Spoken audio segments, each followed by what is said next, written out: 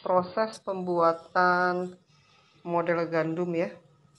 Kita masukkan adonan model gandumnya ya dalam minyak yang panas. Nih seperti ini, bulat, cantik sekali. Nih seperti ini ya. Kita goreng sampai warnanya kecoklatan ya, dan hasilnya nanti garing di luar, lembut di dalam ya.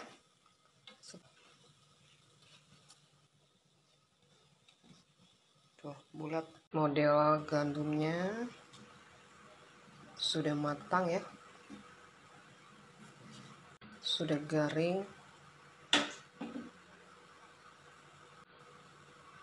siap diangkat ya. Nih hasilnya nih.